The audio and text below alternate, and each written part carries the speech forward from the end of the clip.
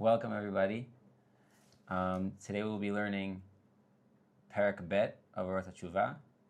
Okay, so we spoke about the different, in chapter 1, the different types of tshuva that someone would need to do, natural and spiritual, natural, physically natural, and also the type that comes from religion.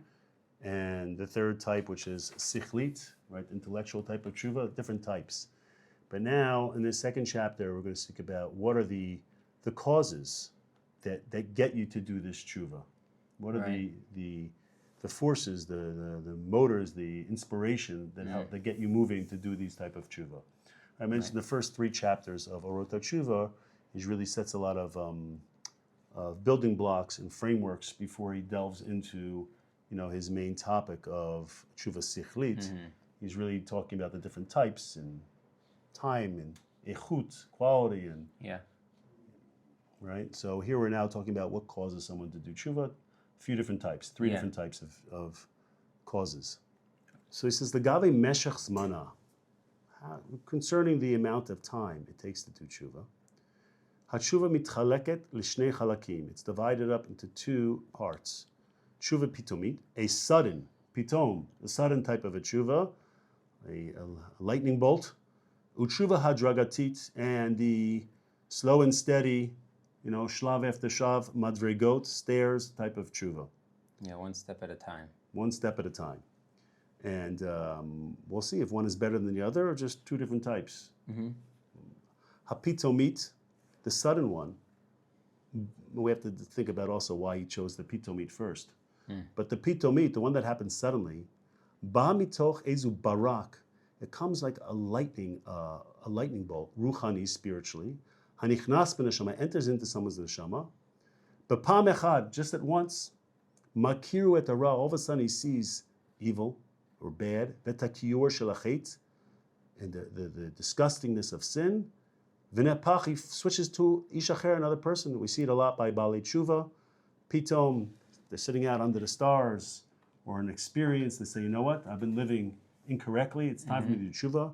But of course, not just by Baalei Tshuva changing lives around, even by every one of us, I think, is referring to that wherever we're holding on our ladder of growth, we realize, wow, I need to change my life around. I've been making a mistake over here, been letting things fly the easy way a little bit. Yeah, it's like a moment of clarity where you're like, this is wrong. Like I need change. I think we all have it once in a while. You can either, turn on the TV and ignore it, or we can make a move on it. And it stems also from a very strong, like that's what the feeling almost of like disgust, of regret, of like something very like, it's a ki'ul shelachet, like the ki'ul is a very strong word. I can't believe I've been living that way, And they say it comes from your neshama or someone's mazal. It's like their mazal or neshama pushing them, or it could be from an ibur neshama, or a certain mitzvah that helped you, or schut avot. Doesn't actually say why it happened this way, but sometimes people have schut avot, someone's parents, grandparents, a certain, they speak in the Gemara about like, why did this happen to you? I did a certain good deed that enabled me to get this lightning bolt from ruchani, from God. Or sometimes, if you learn the Arizal, there's certain neshamot that are tied to your neshama that come and help a person out a little bit along the way. But for whatever reason it comes, because you don't necessarily know why it happens, but you could just be sitting there and all of a sudden, today's the day. I'm feeling that I'm disgusted with my old ways. I want to make a change.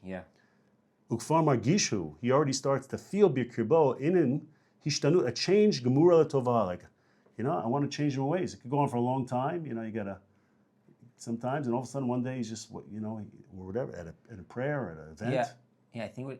I think also he's saying that the second you have that realization, you have that clarity, already from just having that clarity, he feels like he's a new man just from the moment where he now sees whatever he was doing before, and now he feels like that sight is an asset. It's already something that's inside of him. It's already something that's within him. He's even acquired whatever that insight came from. It's now part of him. And you can take advantage of it or leave it, but it is a barak.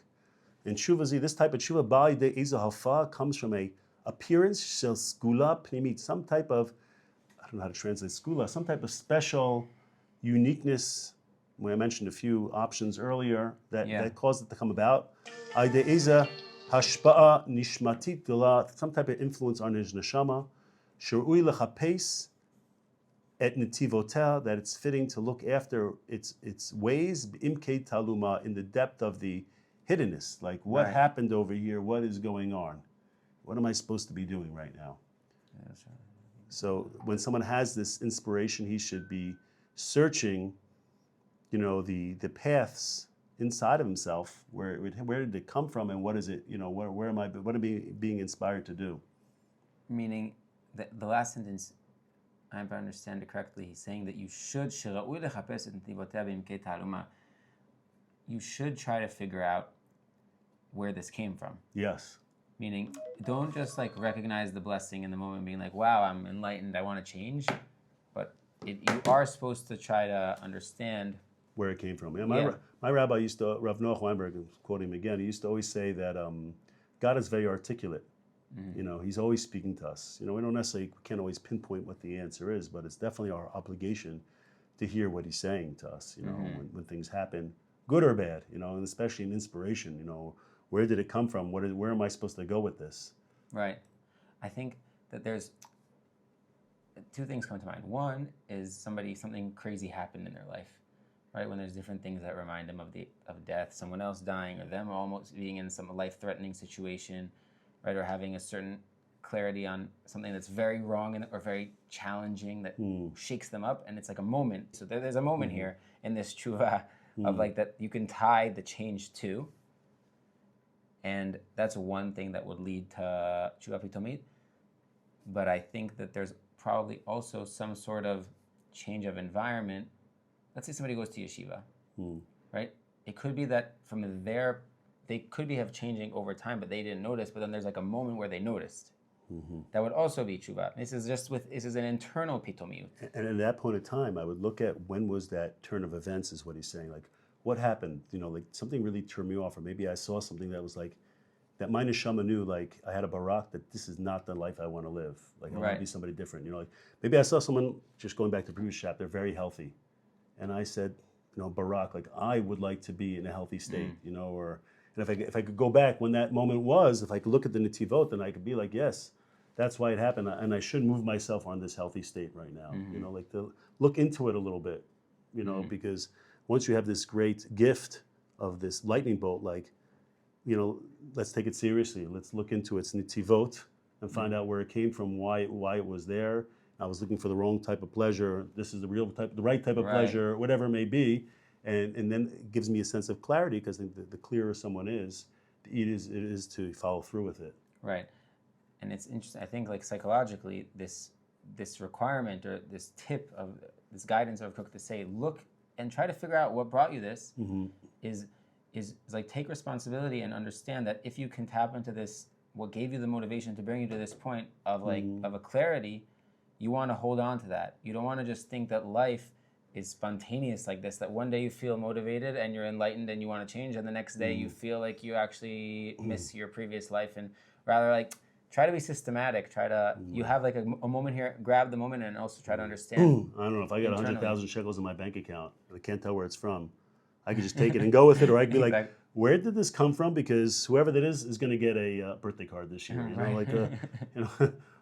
Going to do that deal again. Don't just let something like that slide by. Exactly.